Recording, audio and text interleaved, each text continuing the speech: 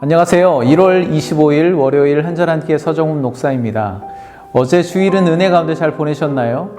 오늘 주님께서는 마태복음 6장 16절부터 24절까지의 말씀을 통해서 금식을 하는 자의 자세, 그리고 재물을 대하는 태도에 대해서 말씀해 주십니다. 먼저 금식에 관한 말씀인데요. 16절 말씀을 보도록 하겠습니다. 금식할 때 너희는 외식하는 자들과 같이 슬픈 기색을 보이지 말라. 그들은 금식하는 것을 사람에게 보이려고 얼굴을 흉하게 하느니라. 내가 진실로 너희에게 이르노니 그들은 자기 상을 이미 받았느니라. 아멘. 뒤에 9절까지 읽지는 않았지만 주님은 금식할 때 슬픈 기색을 보이지 말라고 하십니다. 바로 이어 그 이유를 말씀하시는데요. 얼굴을 흉하게 하고 머리도 부스하게 하고 다니면서 누가 봐도 너 금식하고 있구나 그렇게 알아보게 하면 안 된다는 겁니다. 그렇게 드러내놓고 다니는 자들은 자기 상을 이미 받았느니라 말씀하시죠. 어제 말씀에서는요, 주님께서 기도에 관한 교훈을 주셨는데요. 은밀한 중에 기도하고 중언부언하지 말라고 하셨습니다. 왜냐하면 어떤 사람들은 사람들에게 보이려고 회당과 큰 거리 어귀에 서서 기도하기를 좋아했다고 합니다. 그리고 또 어떤 사람들은 주문 외우듯이 기계적인 수려한 말들을 장황하게 늘어놓으면서 기도의 행위를 통해서 외식하는 자들이 있었다는 것이죠. 주님은 이런 자들에 대해서 아주 분명한 말씀을 이미 하신 바가 있습니다. 6장 1절 말씀인데요. 사람에게 보이려고 그들 앞에서 너희의 의를 행하지 않도록 주의하라. 그리하지 아니하면 하늘에 계신 너희 아버지께 상을 받지 못하느니라. 아멘. 공통점이 있습니다. 주님은 어제 6장 1절 말씀, 방금 이 말씀에서도 그렇고 오늘 16절 말씀에서도 그렇고 상에 대해서 말씀하십니다. 여러분, 하나님의 나라는 모든 사람이 예수 그리스도를 통해서 구원받는 것은 동일하지만 상급은 분명히 차이가 있다는 것을 기억하시기 바랍니다. 하나님을 얼마나 잘 섬기느냐에 따라서 그 상급이 달라진다는 것이죠. 쉽게 말하면 이렇습니다. 사람에게 잘 보이려고 열심을 행한다면 사람에게 인정받는 것이 그에게 상이 되는 것이고, 마찬가지로 하나님께 온전히 보이려고 하나님 앞에 열심을 낸다면 그분께 인정받아서 상 받는 것이 당연하다는 것이죠. 어떤 사람이 이 회사에서 열심으로 일을 해놓고 저 회사에 가서 월급을 달라고 그러면 그 회사에서 돈을 주겠습니까? 그와 마찬가지입니다. 기도도, 금식도, 구제도, 봉사도 사람에게 잘 보이려는 동기로 했다면 사람에게 인정받는 것으로 족할 것이지 하나님께 상 받기를 기대하지 말라는 것이죠. 여러분, 하나님을 신앙하는 우리에게 경건 생활의 여러 요소 가운데 기도는 뿌리와도 같은 것입니다. 큰 나무의 뿌리가 땅속 깊이 뿌리를 받고 겉으로는 드러나지 않는 것처럼 경건의 뿌리와도 같은 이 기도가 더 아래로, 더 낮게 속 깊숙이 뿌리 내리지 않고 땅 밖으로 자꾸만 솟구쳐 나오면 그때부터 뿌리의 기능을 상실해 버리게 됩니다. 그러면 경건의 나무는 병들기 시작하는 것이죠.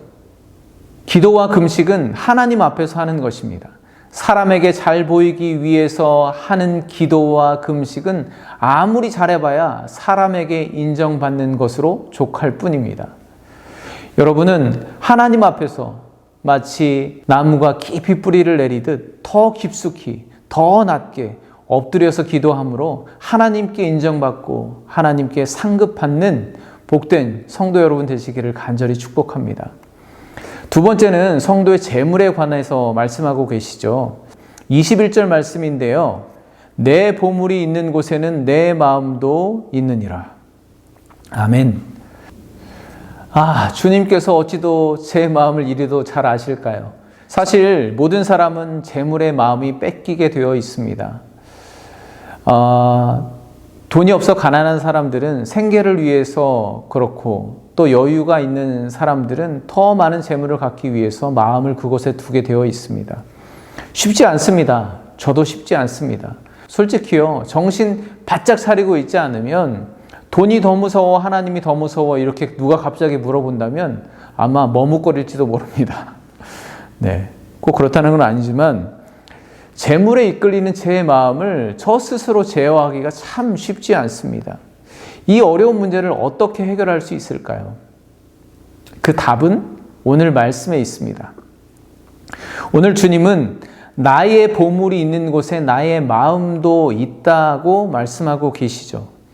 일단 그걸 인정하면 해답을 찾을 수 있습니다. 나는 재물이 있는 곳에 내 마음이 절대 있지 않아 라고 그렇게 버티시면 절대로 해결할 수가 없습니다. 예수님도 해결해 주시지 못합니다. 주님의 말씀이 맞다고 일단 인정하세요. 네, 제가 강요하는 건 아니고 솔직히 그렇잖아요. 네, 저만 그런 건 아니죠.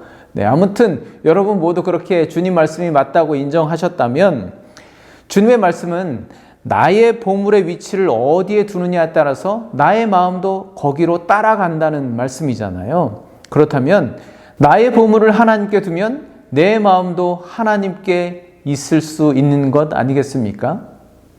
그래서 주님은 너희를 위하여 보물을 땅에 쌓아두지 말고 하늘에 쌓아두라고 말씀하시죠.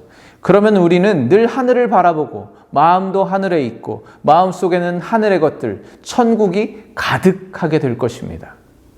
또한 예수님은 하나님과 재물을 동시에 섬길 수 없다고 하십니다. 여러분, 재물이 섬기는 대상인가요? 사실 말도 안 되는 얘기인데 이 땅에 재물을 쌓아두면 우리의 마음이 점점 재물로 향하게 되고 재물을 섬기게 된다는 것입니다. 이것도 인정하셔야 됩니다. 돈은 섬김의 대상이 아니라 다스려야 할 대상입니다. 우리가 섬길 대상은 오직 하나님 한 분이십니다. 그렇다면 나의 재물의 주인도 하나님이 되셔야 하는 것이죠. 단순히 헌금을 많이 하라는 말씀이 아닙니다. 하나님은 우리의 물질이 필요한 것이 아니라 우리의 마음이 필요하시기 때문입니다. 그러니까 나를 위하여 보물을 하늘에 쌓아두라는 말은 내 물질의 사용 결정권을 하나님께 내어드리라는 것입니다. 하나님께서는 내가 가진 이 소유와 물질을 어떻게 사용하시길 원하실까? 어떤 목적을 가지고 쓸 때 하나님께서 기뻐하실까? 그것을 항상 생각하라는 것이죠. 그것이 나를 위하여 보물을 하늘에 쌓아두는 것입니다. 네, 오늘은 마무리 기도 대신에 두 가지 질문을 드려볼까 합니다. 여러분은 사람에게 인정받는 것으로 만족하시겠습니까? 아니면 하나님께 상받기를 원하십니까? 여러분의 인생을 결정하고 주도하는 주인은 돈입니까? 하나님입니까? 오늘 말씀에 비추어 솔직하게 하나님 앞에 고백해 보시기 바랍니다. 내일 다시 찾아뵙겠습니다. 감사합니다.